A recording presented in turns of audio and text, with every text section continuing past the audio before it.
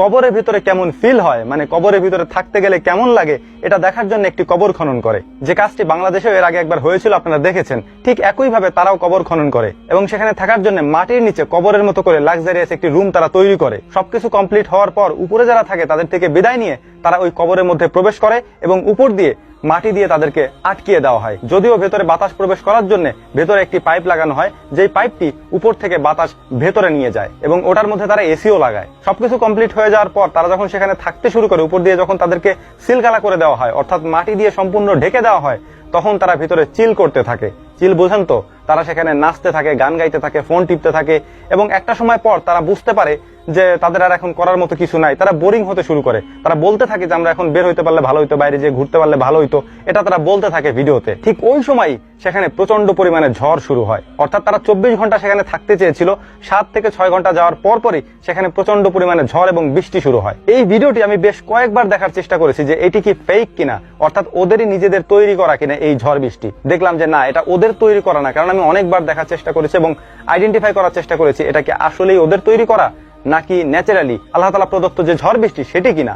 সেটিই হয়েছিল এবং এত পরিমাণে ঝড় এবং বৃষ্টি হয়েছে যে জায়গাটাতে ওরা কবর খুঁড়েছিল, জায়গাটা একটু নিচু, যে কারণে পানিতে সে জায়গাটা ডুবে গিয়েছিল। আর ভেতর থেকে ওরা চিৎকার করতে থাকে এবং এরপরে ওদেরকে ওখান থেকে উদ্ধার করা হয়। এরপরে ওরা হসপিটালে ভর্তি করা হয়। বেশ একটা মানে ওদের এলাহি কাণ্ড আর কি এই ভিডিওতে। প্রায় 7 থেকে 8 মিনিটের একটি ভিডিও, যেটি দেখে আমার কাছে একটা জিনিস শুধু মনে হইলো যে আল্লাহ তাআলা তোমাকে কবরের মধ্যে কেমন রাখবে এটা তুমি কেমনে বুঝতে চাও? তুমি তো একজন হিন্দু মানুষ, অমুসলিম মানুষ, অন্য ধর্মের মানুষ। তুমি তোমার ধর্মে যেভাবে মানুষকে শেষ বিদায় দেওয়া হয় সেটি পরীক্ষা করে দেখতে পারতে। চিতার উপরে উঠে শরীরের মধ্যে আগুন জ্বালিয়ে তারপর তুমি সেটি পরীক্ষা করে দেখতে পারতে। কেন অন্য ধর্মের ধর্মীয় অনুভূতিতে আঘাত করো ভাই? দরকার আছে কোনো? একটা কথা আছে না, আল্লাহ তাআলা ছাড় দেন, ছেড়ে দেন না।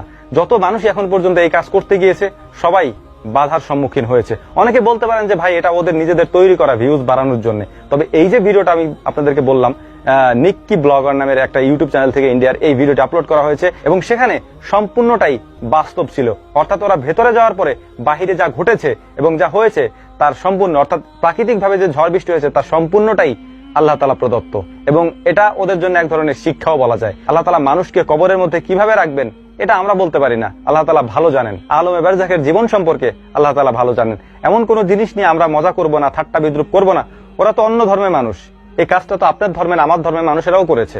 বাংলাদেশের বগুড়াতে এটা করেছে, আমরা এই বিষয়ে কথা বলেছিলাম, আপনারা দেখেছেন সেটা, যে তাদেরকে পরবর্তীতে পুলিশে ধরে নিয়ে গিয়েছিল।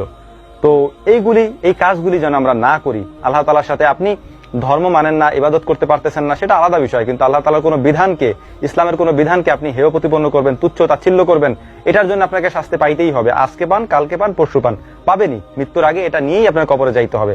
আল্লাহ তাআলা এগুলি আমাদেরকে বোঝার তৌফিক দান।